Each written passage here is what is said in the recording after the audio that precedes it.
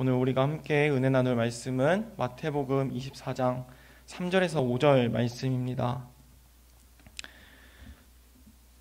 마태복음 24장 3절에서 5절 말씀입니다.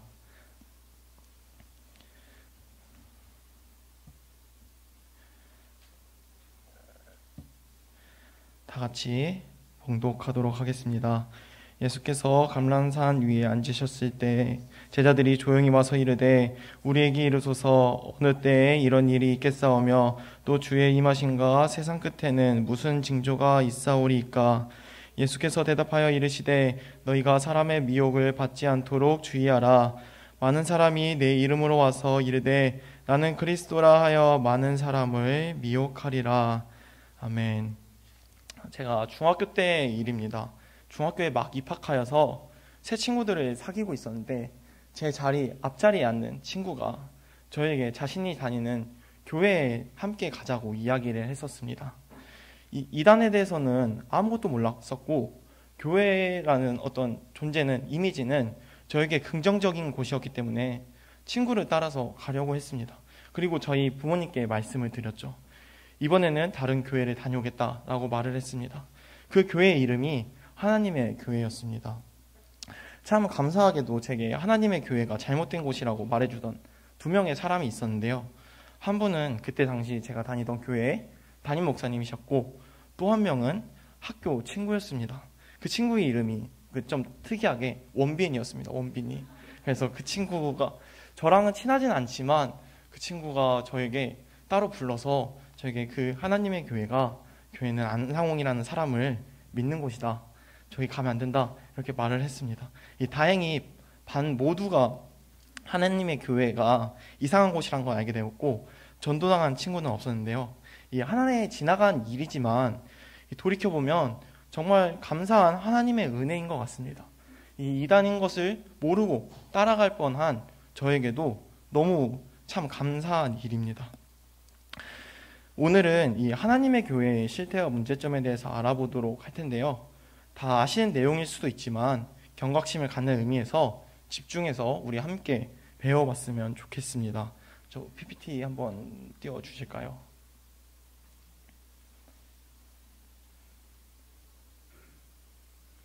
네, 좀 잠깐 문제가 있는 것 같은데 제가 먼저 소개를 하겠습니다. 이 하나님의 교회는 이 안상홍이라는 사람이 창립한 교회인데 안상홍은 1918년 1월 13일 이 전북 장수군 계남면에서 출생했습니다. 이 30세가 되던 해에 안상홍은 인천 낙섬이라는 곳에서 제7일 안식일 재림 예수교에서 침례를 받아 신앙생활을 시작했습니다. 그리고 화면을 보면서 1953년부터는 이 계시를 자기가 받았다고 주장을 하면서 이 사역을 시작합니다. 그는 이 자신의 모교였던 이 안식일 교회에 약간 교리에 불만이 있었는지 이 안식일 교리에 반박을 하는 이 간증문을 쓰는 활동들을 하며 이 복음을 회복시켜야 한다는 주장과 함께 또 율법의 절기를 지켜야 한다는 이 절기파 운동을 시작하며 안식교회에서 추방을 당합니다. 그리고 1964년 4월 28일 부산에 이 하나님의 교회 예수증인회라는 이름으로 이 개척을 시작합니다. 이 안상홍이 세운 이 이단은 다음과 같은 주장을 했습니다. 첫 번째로 성부, 성자, 성령 시대별 구원의 도구는 7개의 절기이다. 두 번째, 특히 그 중에서도 6월절은 예수님께서 명령하신 새 언약이다. 6월절을 지켜 떡과 포도주를 먹으며 예수님을 기념해야 된다. 토요일 안식일을 지키지 않는 교회는 잘못되었다. 새 언약 6월절을 지키지 않는 교회는 잘못되었다. 성경에 근거하지 않은 12월 25일 성탄절로 지키는 교회는 잘못되었다. 7번째로 십자가 형상을 세워 우상 숭배를 하는 교회는 잘못되었다. 잘못되었다라고 표현했지만 더 말해서 그냥 기성교회를 이단이라고 못을 박은 것입니다. 이런 내용으로 기존 안식교회의 6월절과 절기들을 포함으로 교리를 작성했습니다. 여기까지는 우리가 알고 있는 현재 하나님의 교회와는 조금 축소된 내용입니다. 이 안상홍이라는 사람을 옹호한 것은 아니지만 이 사람이 안식교에서 신앙생활을 시작했기 때문에 이 사람도 아마 이 사실이 아마 진리인 줄 알고 개척을 했던 것 같습니다. 그리고 이런 주장들을 펼친 이 교회와 현재 하나님의 교회랑 비교했을 때는 조금은 차이가 있습니다. 안상홍은 되게 신기하게 자신을 재림 예수 그리스도라고 주장하지는 않았는데요. 이 안상홍의 이 설교 내용 중입니다. 너무 길어서 제가 일단 중요한 내용만 읽어드리겠습니다. 내가 믿던지 복음을 전하던지 우리가 제일 앞세워야 할 것은 예수님이라고 말을 하고요. 어떤 사람의 이름을 믿는 것도 아니라고 말을 합니다. 이 사람은 박태선이라고 하는 사람과 통일교회 문선명이라고 하는 사람들을 비판을 합니다. 천주교의 교황도 자신의 이름을 붙인다고 말을 합니다. 그러면서 마지막에 우리는 바로 예수님의 이름을 붙여서 예수님만이 우리를 구원해 줄 수 있다라고 설교 중 내용한 것이 녹화로 되어 있는 것을 기록해 놓은 것입니다. 또 다음 내용은 안상홍의 기도 제목인데요. 안상홍도 마지막에 보니까 자신은 예수님의 이름으로 간구한다 라고 말을 하고 있습니다. 또 안상홍이 쓴 진리책자 이 생명수 샘 112페이지에는 이런 내용도 있습니다. 그러나 예수 초림 때나 마지막 때나 예수님의 이름으로만이 구원을 받게 된다. 우리가 아는 이 하나님의 교회에서 믿는다는 이 교주 안상홍은 실제로는 자신을 하나님이라고 재림 예수 그리스도라고 말을 하지는 않았습니다. 심지어 2012년 2월에는 안상홍의 아들 안광섭 씨가 현대종교와의 인터뷰를 한 내용이 이렇습니다. 현대종교는 이단을 연구하고 문제점들을 고발하며 기사화하는 단체인데요. 이 인터뷰를 통해 이 안상홍의 아들 안광섭 씨는 이런 증언을 합니다. 장길자는 하나님 어머님은커녕 안상홍의 후계자도 아니고 안상홍과 둘이 같이 찍은 사진 한 장으로 마치 두 사람이 어떤 관계인 것처럼 속여 안상홍의 이름을 팔아 자기 배를 채우는 사기꾼이다 라고 말을 합니다. 이 안상홍의 이 실제 가족들은 현재 부산에 남아있는 새언약 6월절 하나님의 교회 예수증인회 라는 이름으로 모여서 예배를 지금도 드린다고 합니다. 바로 왼쪽에 보이는 저 로고를 사용하고 있습니다. 이 안광섭 씨는 장로로 있다고 하는데요. 이것도 안식교를 모체로 하기 때문에 토요일을 안식일로 정해 예배를 드리지만 일반 교회의 찬송가를 부르며 예수님의 이름으로 기도를 하고 똑같이 주기도문도 똑같이 암송한다고 합니다. 그런데 이 부산에서 점점 조용히 확증해 가던 중 이 안상홍이 1985년 1월에 국수를 먹다가 지병인 뇌졸중으로 사망을 합니다. 이후 안상홍이 죽은 이후 하나님의 교회는 당연히 교주가 죽었으니 힘이 약해졌겠죠. 그때 당시 안상홍의 밑에서 사역을 하는 두 사람이 있었습니다. 하나님의 교회 전도사였던 이 김주철, 장길자 이 두 사람입니다. 이들은 자신들이 하나님의 가르침을 승계함을 주장했습니다. 그래서 이 두 사람은 다시 사람들을 모으기 위해서 교세를 이끌고 서울로 갑니다. 서울에서 시작하여 새로 지은 이름이 바로 우리가 지금 알고 있는 하나님의 교회, 오른쪽에 있는 로고를 사용하는 하나님의 교회, 정식 명칭은 하나님의 교회 세계복음 선교협회입니다. 따라서 현재 우리가 하나님의 교회라고 말하는 이 이단의 교리는 안상홍이 죽은 이후에 안상홍의 교리를 바탕으로 이 김주철과 장길자가 또 그 위에 새로운 교리를 쌓은 것이라고 할 수 있습니다. 하나님의 교회의 정신, 이것이 바로 하나님의 교회 로고이고요. 명칭은 하나님의 교회 세계복음 선교협회입니다. 안상홍 증인회라고도 하고 실제로 많은 사람들이 사실은 안상홍 증인회가 아니라 장길자 증인회라고 해야 한다라고 말을 합니다. 규모는 국내에 400여 개, 세계에 175개국, 7,500개 교회가 있고 성도 수가 무려 300만 명이라고 합니다. 아마 이단들은 조금 이 규모를 키우는 감이 있기 때문에 이거까지는 300만 명까지는 아니라고 보셔도 되고요. 홈페이지에 나오는 숫자가 저 정도라는 것을 알고 계시면 될 것 같습니다. 국내에서 시작했지만 현재 해외에서 굉장히 활발하게 활동을 하고 있고 현재는 성남시 분당구 순회동에 총회본부가 있습니다. 이 교회가 커지게 된 이유에서는 안상홍 증인회, 즉 장길자 증인회가 저지른 대표적인 폐악인 이 시한부 종말론 사건입니다. 88년, 2012년 종말론을 이 사람들은 주장을 했는데요. 이들은 종말론을 내세워 사람들을 모았습니다. 그리고 사람들에게 공포감을 조성합니다.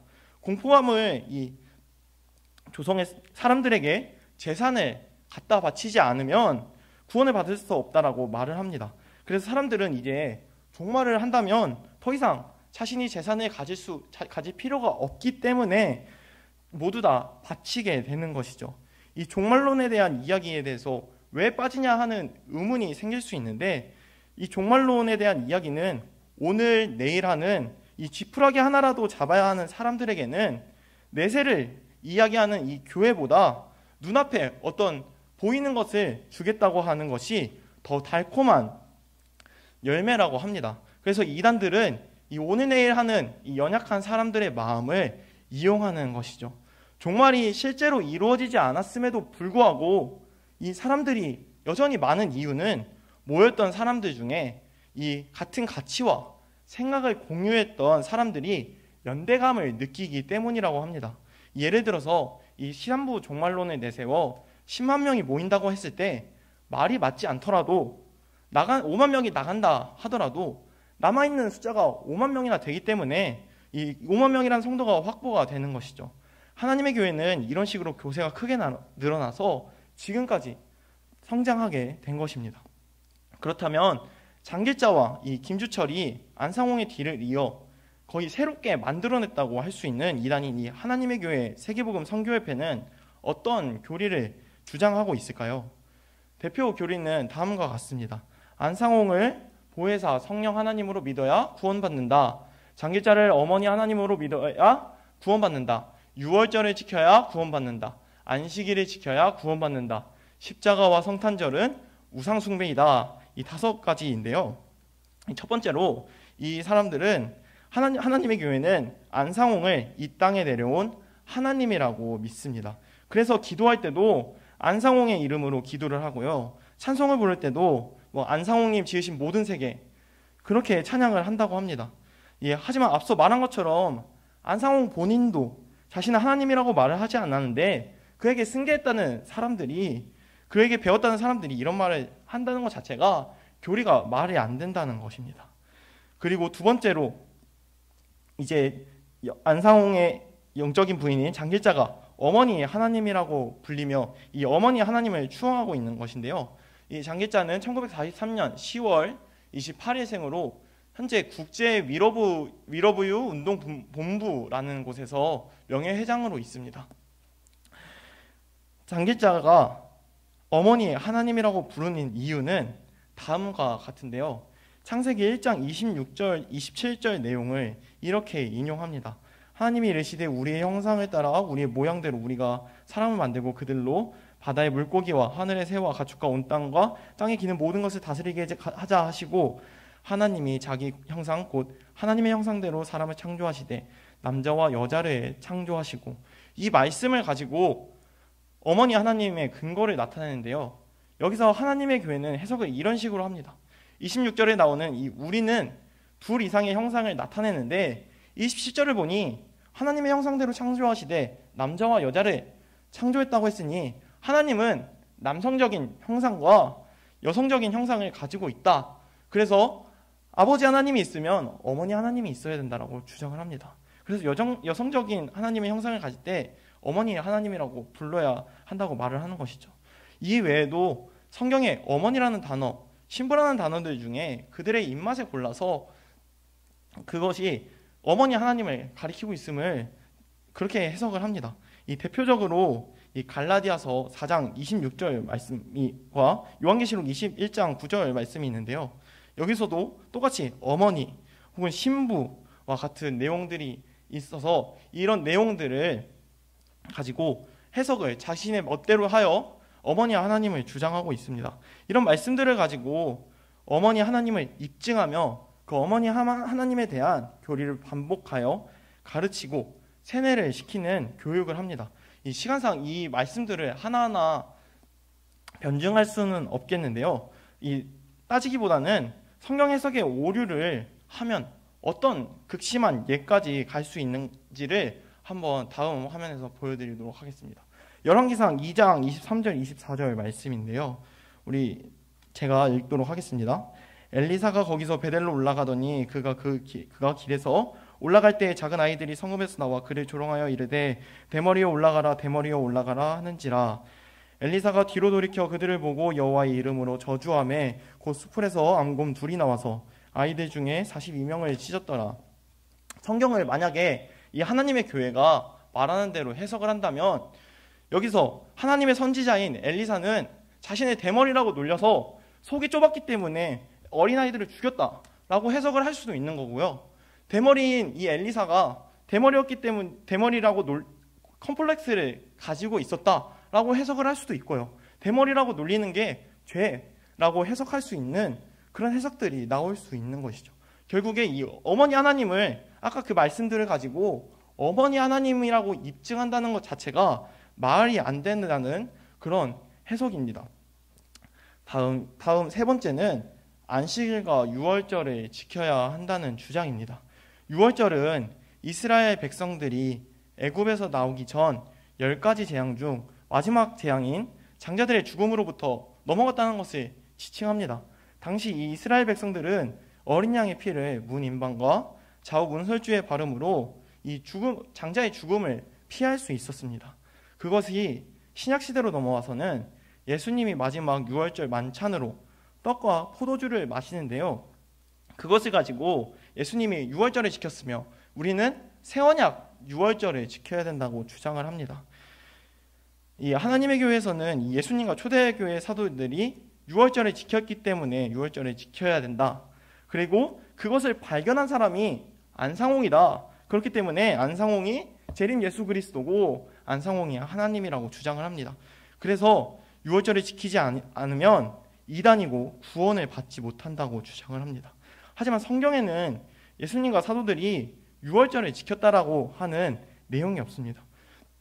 그래서 그들은 이것을 억지로라도 맞추기 위해서 세원약 유월절이라는 것을 주장하는데요.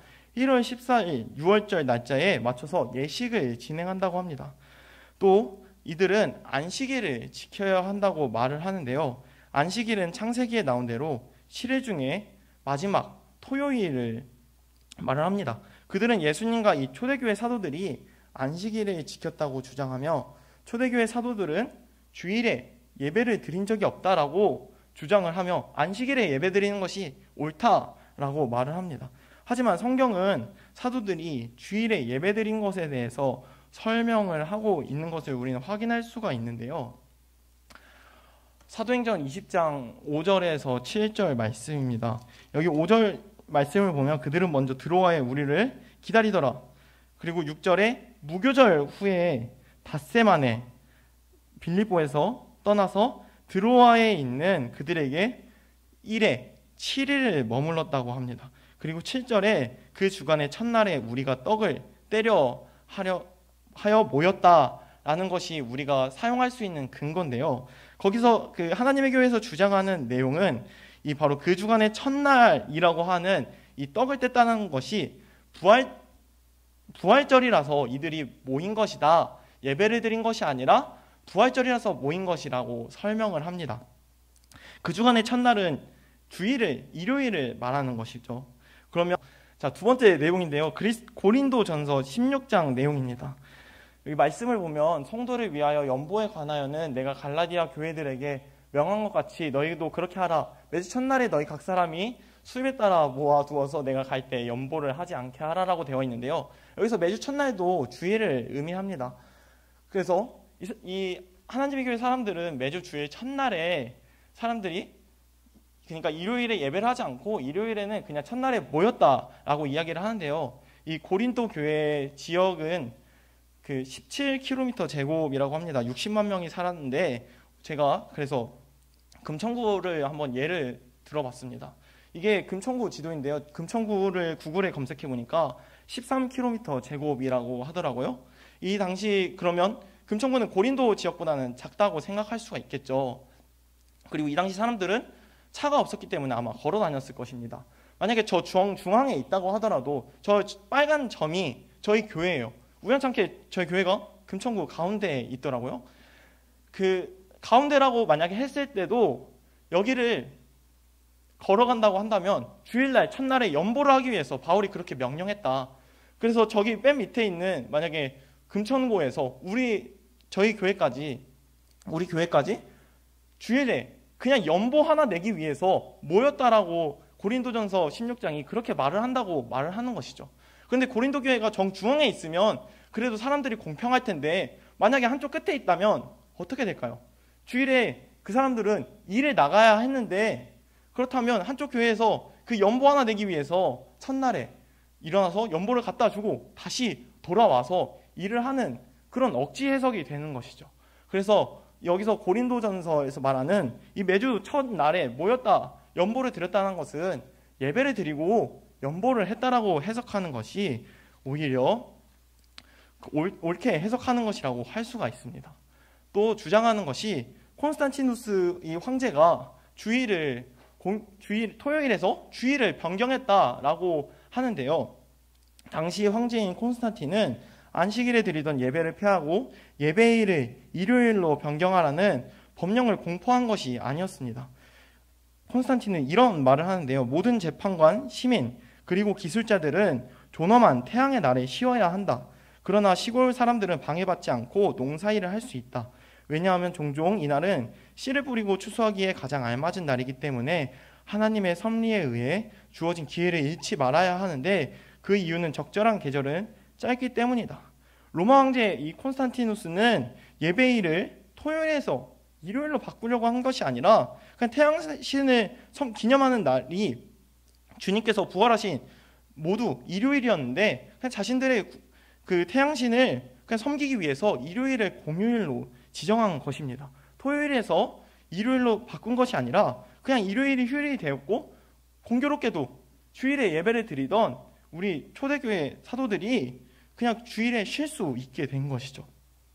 이 하나님의 교회 사람들은 이 안식일과 유월절을 지키지 않으면 구원받지 못한다고 엄청 강력하게 주장합니다. 왜냐하면 이 교리가 틀리게 되어지면 자신들이 사기꾼이 되고 자신들이 지금까지 주장해왔던 모든 것들이 무너지기 때문입니다. 하지만 우리가 알다시피 우리가 구원받을 수 있는 것은 유월절과 안식일을 지키기 때문이 아닙니다. 우리는 예수님을 믿음으로 구원을 받습니다. 하나님의 교회 사람들은 심지어 포도주와 그들이 먹는 카스테라가 뱃속에서 진짜 예수님의 피와 살로 바뀐다고 이야기를 합니다. 하지만 그것도 안상홍이 가장 먼저 처음에 했다고 하는데요. 이는 천주교에서 먼저 강조한 어떤 화채설과 비슷합니다. 몸이 그걸 먹을 때 그것이 우리 안에 정말로 예수 그리스도의 피가 되고 살이 된다는 것이죠. 이것은 결국에 이 안상홍을 따르는 이 하나님의 교회는 결국 그들이 돈을 얻기 위해서 사람들에게 공포감을 주어서 이 안식일과 유월절을 지키지 않으면 구원을 받지 못한다고 말을 하는 것이지 결코 예수님과 초대교회 사도들이 안식일을 지키고 안식일에 예배했다는 이야기는 찾을 수가 없습니다. 네 번째로 이 십자가와 성탄절은 우상숭배이다라고 하는 주장인데요. 기독교에는 십자가는 우상숭배의 상징이다. 용납할 수 없는 이교도의 풍습이므로 배적해야 한다라고 이들은 주장을 하고 많은 이단들이 여호와의 증인, 통일교 등에서도 똑같이 주장하는 이야기입니다. 이것만 놓고 본다면 제가 오늘 걸어오면서 본 우리 교회의 십자가도 그럼 우리 교회도 우상숭배를 하고 있는 교회가 되는 것이겠죠. 하지만 말씀에는 뭐라고 설명을 할까요? 신명기에는 십자가에 달린 자마다 저주를 받은 자라고 했지만 갈라디아서 5장 24절 보니 고린도전서 1장 18절을 보니 예수님이 십자가에 돌아가시고 나서는 그 의미가 바뀌었는데 그것은 멸망하는 자들에게는 십자가는 저주지만 그리스도를 따르는 이에게는 그리스도의 도는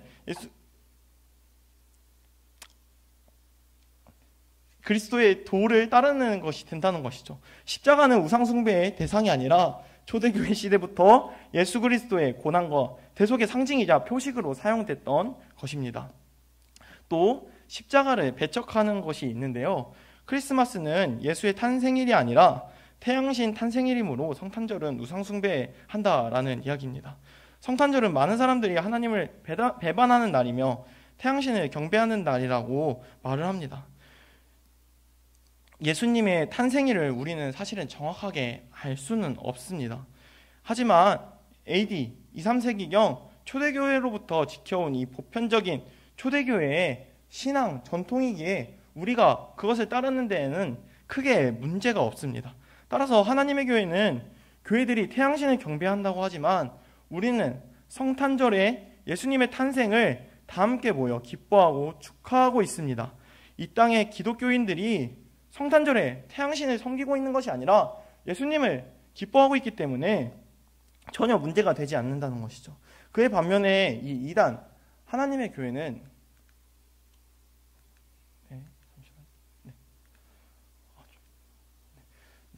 그에 반면에 이단 하나님의 교회는 안성의 생일을 성탄절로 지키고 있습니다. 그렇다면 안상홍 자체가 예수 그리스도가 아니라고 주장을 했는데 이들이 지키는 이 안상홍의 생일마다 지키는 이 성탄절은 옳은 것일까요? 그렇지 않은 것이죠. 여기까지가 이제 하나님의 교회의 교리에 관한 내용입니다. 그렇다면 이 하나님의 교회가 어떻게 우리에게 접근을 할까요? 첫 번째는 궁금증을 유발하는 질문입니다. 이 하나님의 존재에 대해 어떻게 생각하십니까? 성경은 안식일을 무슨 요일이라고 할까요? 성경을 어떤 책으로 알고 있습니까? 한국인의 정서에 가장 적합한 종교는 무엇이라고 생각하시나요? 12월 25일 성탄절은 어디에서 유래했을까요? 어떤 경우가 가장 이단적이라고 생각되나요? 사실 이 사람들은 여러분에게 어떤 정말로 설문조사를 하기 위해서 답을 원하는 것이 아니라 여기 설문지에 나와 있는 신상 정보를 원합니다. 그렇기 때문에 어쩔 수 없이 참여하게 되더라도 신상 정보를 안 적으시는 것이 중요합니다.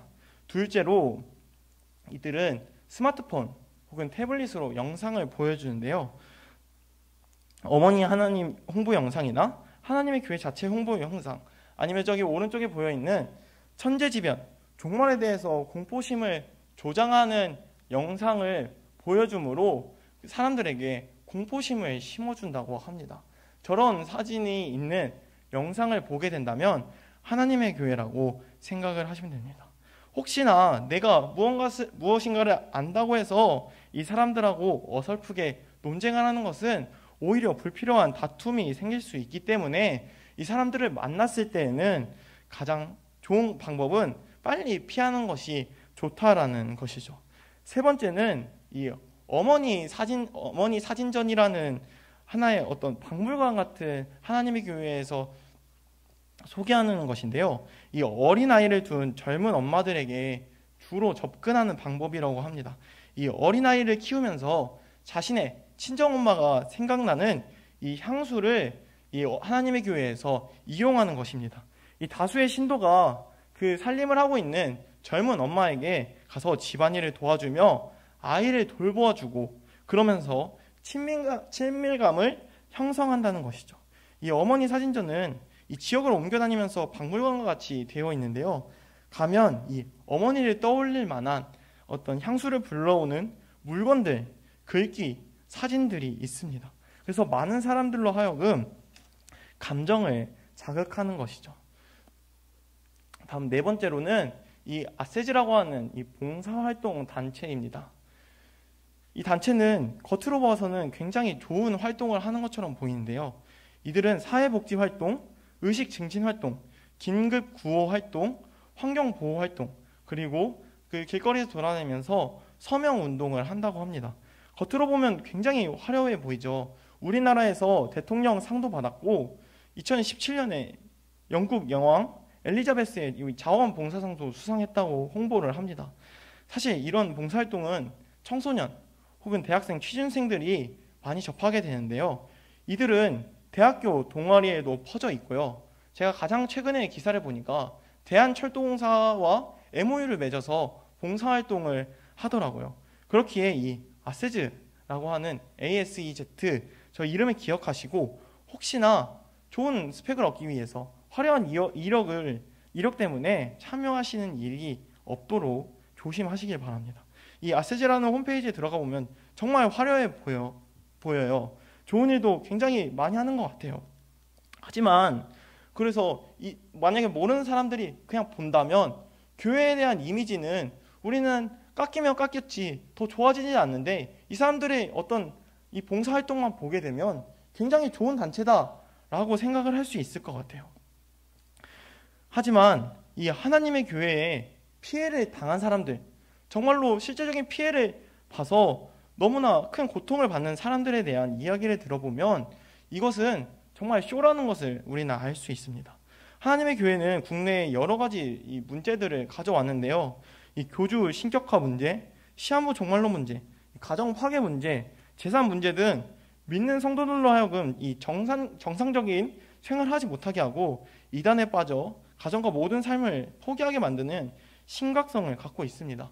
저기 보여 있는 것은 이 하피모라고 해서 하나님의 교회에 피해를 받은 사람들의 모임이라고 하는 그런 단체가 계속해서 시위를 하는 내용이고요. 다음은 제가 영상을 하나 준비했는데요.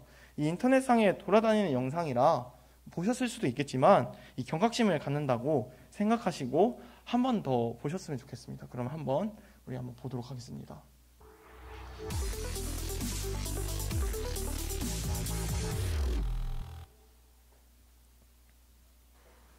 제가 피해를 입은 단체는 하나님의 교회 세계복음선교협회, 하나님의 교회라고 하죠. 구 안상홍 증인회라는 그곳에서 피해를 입었고요. 현재도 여러 가지 고소 고발로 인해서 좀 시달림을 많이 당하고 있습니다.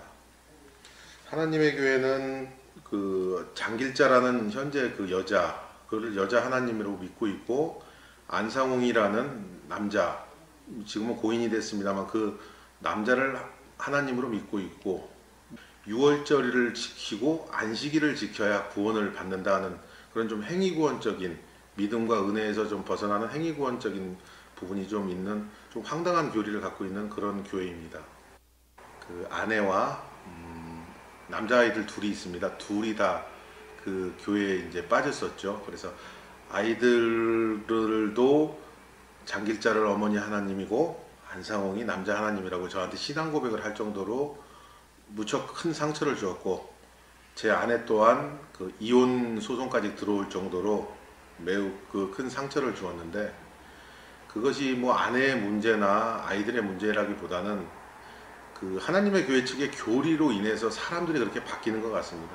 왜 그걸 제가 이렇게 자신 있게 말씀을 드리냐면은, 맨 처음에는 저 하나인 줄 알았던 것이 온라인상에, 요즘에는 이제 스마트폰도 있고 그런 세상이라 온라인상에서 이제 나와 같은 사람에 대해서 얘기를 하다 보니까 나도 그런데 홍길동, 임꺽정 뭐 이렇게 이름만 다르지 내용은 똑같더라 이거죠.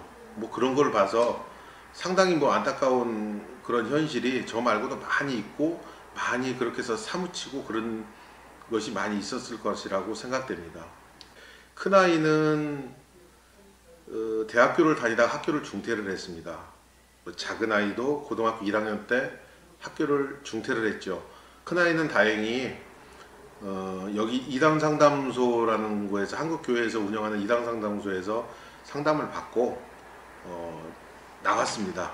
작은 아이 또한 큰 영향을 안 받았다 생각은 하는데 작은 아이 동안 나왔고요. 그런데 사회적으로나 그런데 살아가는데 배회하고 방황하는 거, 그런 영향, 대인적으로 대화를 하거나 그런 게 좀 기피한다든가 그런 거, 그 다음에 거기서 나왔지만 일반 십자가 교회, 거기 십자가 교회라는 거, 그런 거에서 대해서 상당히 거부감을 느낀다든가, 뭐 심지어는 누군가가 결혼식을 해서 참석을 하는데 그 결혼식을 교회 예배당에서 했단 말입니다.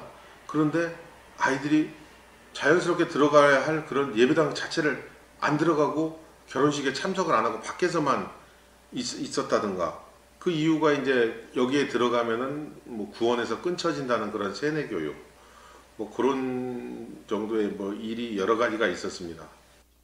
가장 이제 문제가 됐었던 것이 저희 아내가 이제 이혼 소송이 들어왔습니다. 이혼 소송이 들어왔는데 저는 지방에서 일을 하다 보니까 이혼 소송 들어온지도 몰랐습니다. 들어온지도 모르고 우편물이 집으로 왔다가 제가 없으니까 그냥 다시 돌아가고 그러다 보니까 갑자기 이혼해야 될 상황까지 오게 돼서 늦게 그것을 알고 어머니께서 뭐 갑자기 집에 가압류가 들어왔다 그래가지고 무슨 가압류야? 난 가압류 들어올 데가 없는데 하고 알아봤더니 제 아내가 가압류를 제 집에다 넣었고 그런 일련의 상황을 보고 이제 급작스럽게 이제 변호사님과 이제 상의를 해서 저는 이혼을 안 하겠다 그러고 아내는 이혼을 하겠다 그러고 그렇게 해서 이제 이혼 소송을 했습니다.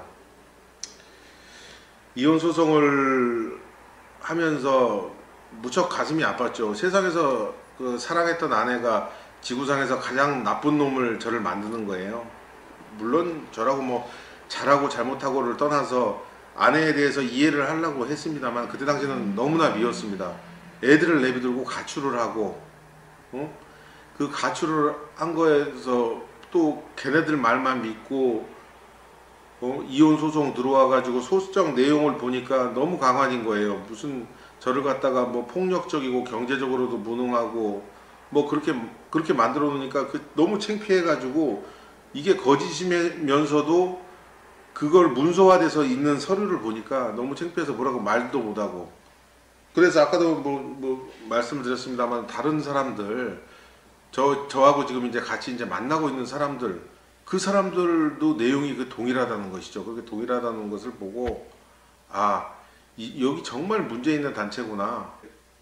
제가 이혼 소송을 하면서 너무나 이제 억울하고 분해서 이제 제가 할 수 있는 일이 무엇일까 해가지고 노란색 천에다가 유성매직으로 좀 썼어요. 내용을 써가지고 가정법원 앞에서 이제 제가 1인 시위를 했습니다. 1인 시위로 해가지고 뭐 내용은 당신이 뭐 장길자 하나님이라면서요 와서 이혼 좀 안 하게 막아주세요.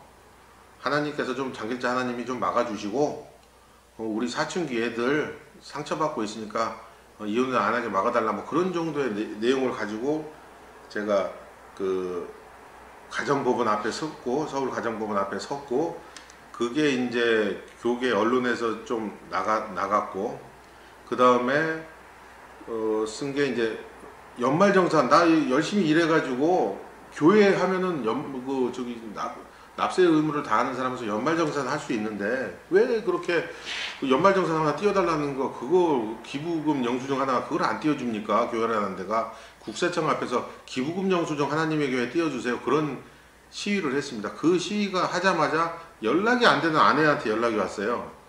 연락이 안 되는 아내한테 연락이 왔고 뭐 대화를 하자 뭐 하자 이미 그때부터 이제 저는 이 단체가 정말 나쁜 데라 내 가정의 회복도 중요하지만 내 가정의 회복과 함께 다른 가정의 피해를 막기 위해서는 들고 나가야겠다 그런 생각을 해가지고 이제 시위를 이제 본격적으로 임해동 앞에 시위를 이제 가서 이제 동일한 내용으로 이혼 막아주세요라는 내용으로 시위를 했습니다. 그리고 고소고발 좀 그만 좀 해주세요라는 그 시위도 나중에 했고 그런 시위를 하다 보니까 이제 저들은 이제 그걸로 이제 고소고발을 해가지고 뭐 금전적으로나 시간적으로 제가 이제 개인적으로 이제 직장 생활을 하다 보니까 그 직장 생활을 하다 보니까 평일날 시간 비우기가 상당히 곤란합니다. 상당히 곤란한데 당장 그 법원이라는 데도 그 평일날만 하기 때문에 제가 평일날 시간을 내서 갈 수가 없어요. 갈 수가 없어서 상당히 어려움을 당하고 있는데 지금도 그런 소송이나 그런 것을 남발을 해가지고 그 고통받는 게 이루 말할 수가 없죠. 그 하나님의 교회에서 피해 보신 분들 여러분들이 계시죠. 지금이야 많이 없어졌습니다만은 폭력을 유발한다든가 언어 폭력이나 뭐 녹취하고 뭐 그러거든요. 그러니까 그런 부분에서 화가 나더라도 삭히시고 근처에 무슨 어디 상담소라도 알아보셔가지고 상담을 한다든가 지금 이렇게 지금 발벗고 나서서 뛰고 있는 이렇게 취재하시는 분들 그분들 어떻게 연락처 알아셔가지고 도움을 요청하면 그분들이나 상담소 분들을 외면하지 않습니다. 그리고 저와 같이 한번 자신감을 가지고 저들의 거짓에 대해서 알리는 그런 1인 시위도 저는 적극 권장합니다. 가서 저들이 뭐 이렇게 큰 건물 사고 그렇게 했습니다만은 빈 깡통 빈 창고입니다. 많이 없어졌습니다. 자신감을 갖고 저들의 거짓에 대해서 알리는데 역할을 해주면은 그것이 가정을 깨는 것 같습니다만은 그것이 가정을 지키는 한 가지 방법이 또 될 수 있다고 저는 감히 말씀드리고 싶습니다.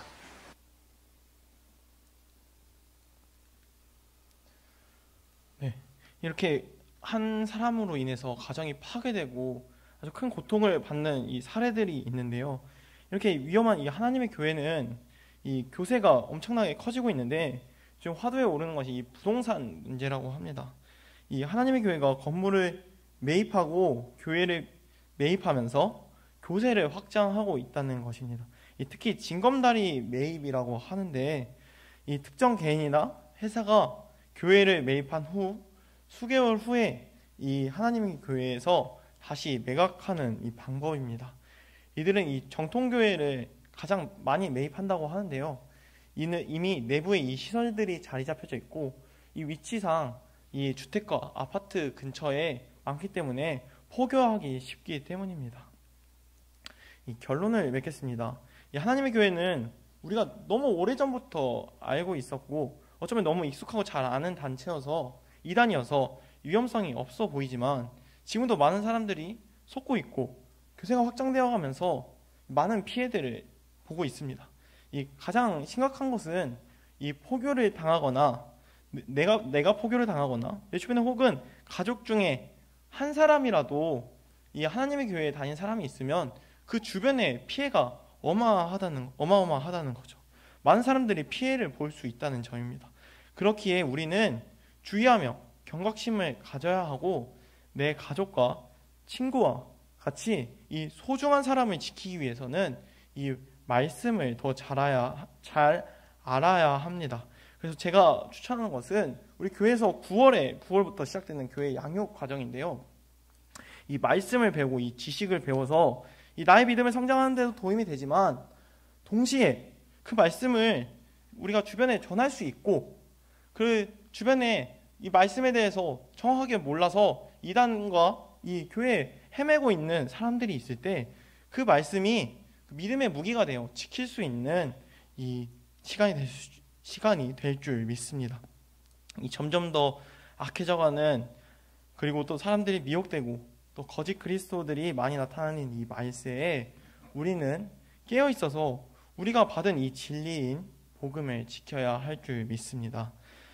이단에 속지 않고 말씀으로 굳게 세워져서 나 자신과 가족과 이웃과 이 한국 교회를 지키는 저와 우리 큰일교회 성도 여러분이 되기를 주님의 이름으로 소망합니다.